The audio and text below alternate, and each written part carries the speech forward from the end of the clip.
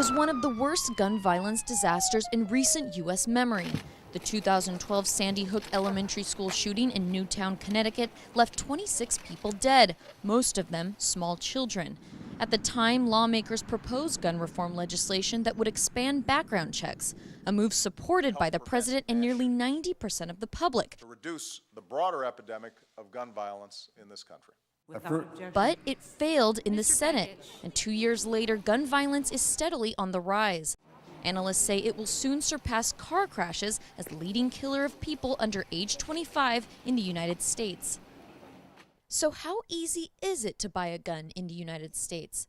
It depends on where you live. Currently, federal law requires registered gun dealers to check the criminal history of every buyer. When you buy online or at a retail location, you're required to do a background check to ensure that you're not a felon or otherwise prohibited from owning a firearm. But states can go further if voters approve it. In Virginia, it's a very simple process. As a private citizen, commerce between citizens isn't as heavily regulated inside the states, and so in Virginia, those citizens are allowed to do private sales without background checks. Active in 32 states, person-to-person gun sales with no background check requirements are often referred to as the gun show loophole. Individual private citizens are allowed once or twice a year to get a table at a gun show and sell their personally owned firearms to other private citizens without the requirement of a background check. Again, it's the same thing that happens if I were to put my firearm up on Arms List or Virginia Gun Trader and offer it for sale. Failure to act in Congress has motivated some gun control advocates to take action at the state level. In Washington state, voters recently approved universal background checks, historic legislation in a country where the right to bear arms is laid out in the Constitution. I do not think that everybody needs a gun or should own a gun, just like I don't think everybody should be able to have a driver's license and drive.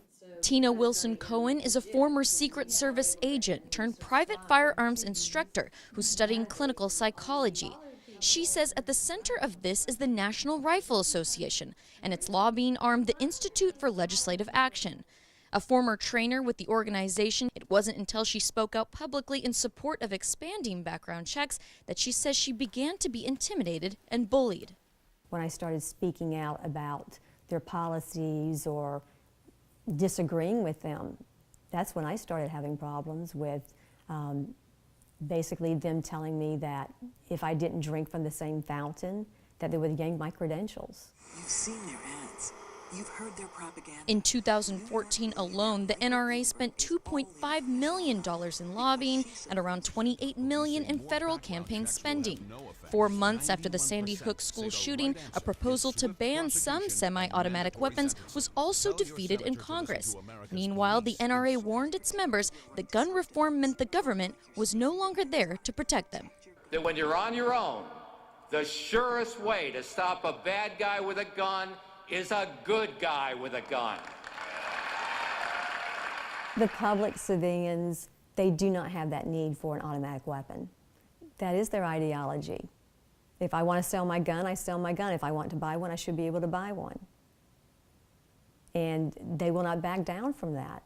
No matter how you interpret the Second Amendment, it's still illegal for criminals to buy firearms in the United States. It's up to the laws and the people who write them to determine when sellers should look into a buyer's background. Unfortunately, I hate to say this, but it's going to take a lot more deaths, more headlines in the newspaper, and it's going to take a lot more Americans to jump on the bandwagon and basically get the message and get the idea that whatever we're doing now is not working. As the number of high-profile school shootings and violent attacks opens a debate about gun safety in the United States, the question is, how long will money speak louder than bullets?